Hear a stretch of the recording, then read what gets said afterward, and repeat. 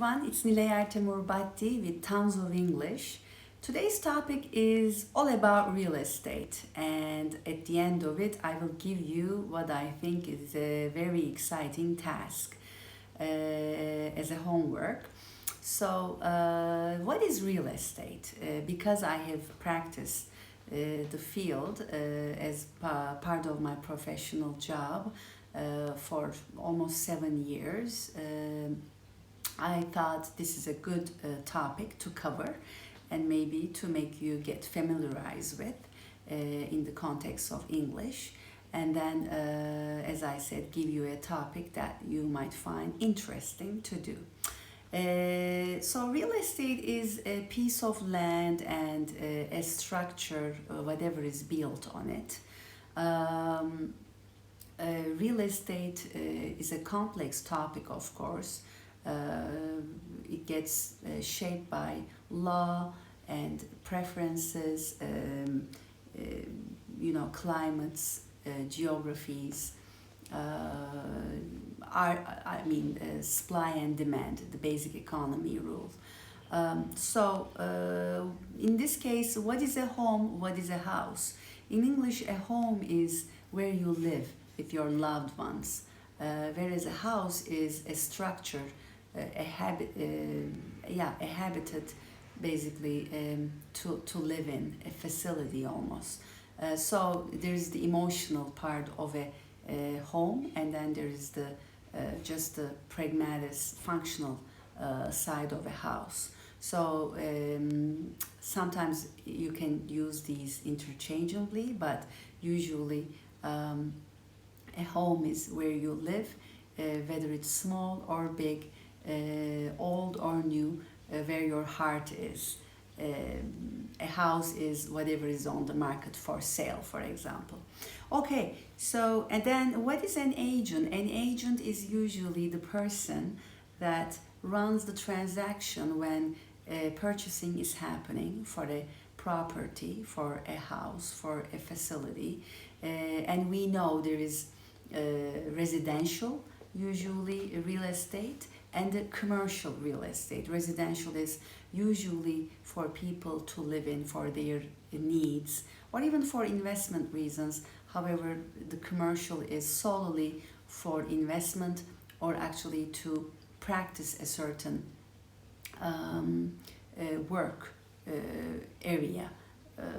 You need a commercial, basically, real estate piece for. Okay, so and the agents here that get specialized either in real estate, residential or commercial, usually it's hard to do both, but some agents might. Then again, when you narrow down your geographic location, it's possible, but when you want to look at a wide area, to do both would be really time consuming, and that brings another part of real estate where there are a team of agents, and it's almost like they work, but these days lots of practices are done in a team environment, not just real estate, so we are familiar with that. Usually there's an assistant and there is the main person maybe that gets the leads, and then there's a agent that gets specialized in just buying or just selling.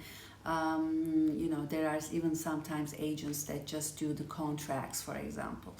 Okay, so then seems like there's a lot of material to cover in real estate, and there's an education usually, and these days wherever you go in the world, actually there's a formal education because people understand finally that this is not an easy area. People need to be bound to some kinds of rules and regulations, and people who practice, of course, and client customer needs are essential.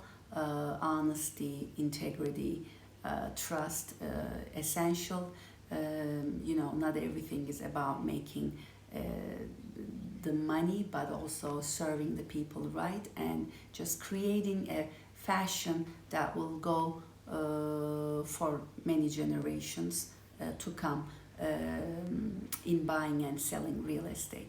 Okay, so there is, as I said, the emotional part of real estate. So when people want to buy, for example, to live in, they will ask different questions. And when people want to buy for investment, then they will ask different questions. And usually it's harder, for example, with people who want to buy for their emotional needs. And it's important, like a journalist, by a real estate agent, to ask the right questions to the client to see why they want to buy. That's a very important question.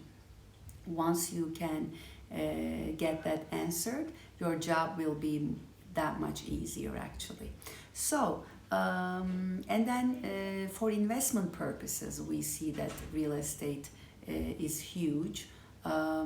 People will buy now that they have their own house, they will buy the second, the third, the fourth, to rent out and to have a stable income.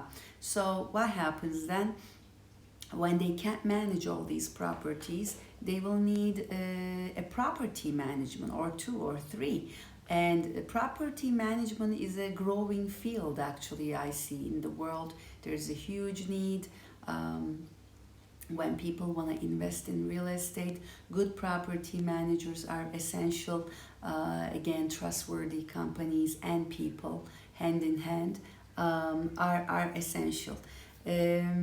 So, and when it comes to cultural practices of real estate, we know, a certain direction, a certain way of architectural design will turn off certain cultures, for example.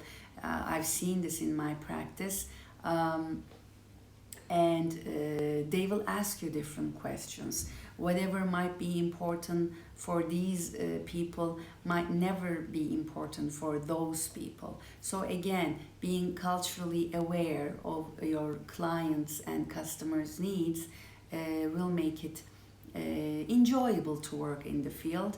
An agreement is signed, basically a contract is signed in an agreeable way by the seller and the buyer, with all the details, information about what is being bought, sold, how much, when the closing date is, all those details that will be answered, signed, and just waited to be executed.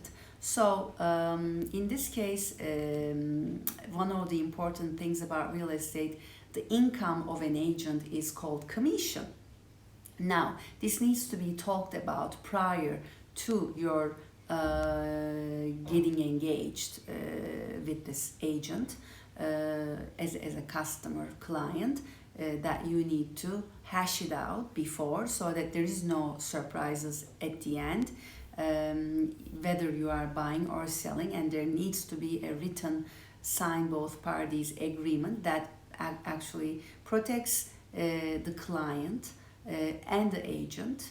At the end of the day, there is someone who is trying to make a living, and there is somebody else who is trying to get a good deal, whatever that might be in the given under the circumstances.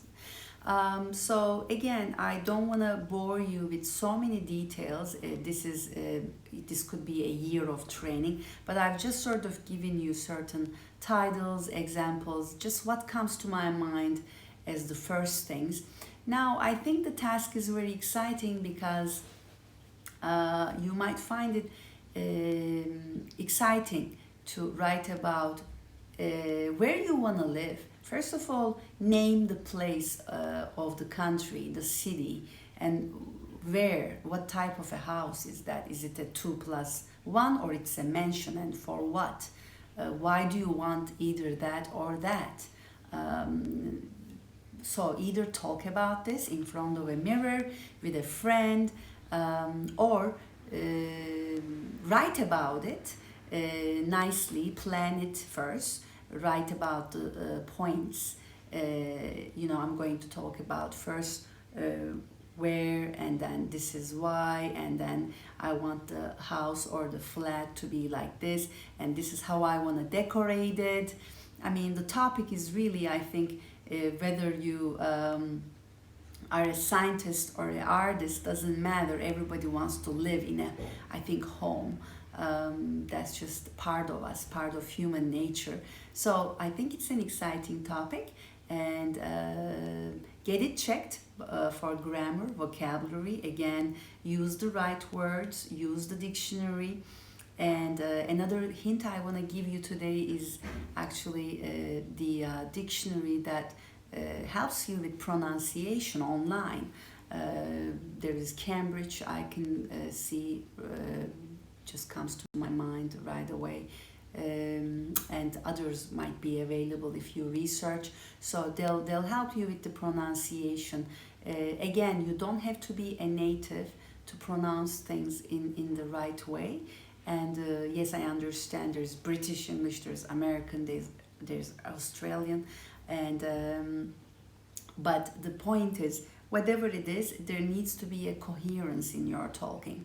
When you use little bit of British accent and little bit of American accent, that would sound funny. So you need a flow, a natural flow that comes with, again, whichever source you are learning it from.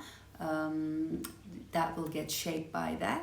So good luck with this assignment. Again, tons of English here, and thank you for watching. See you in the next video.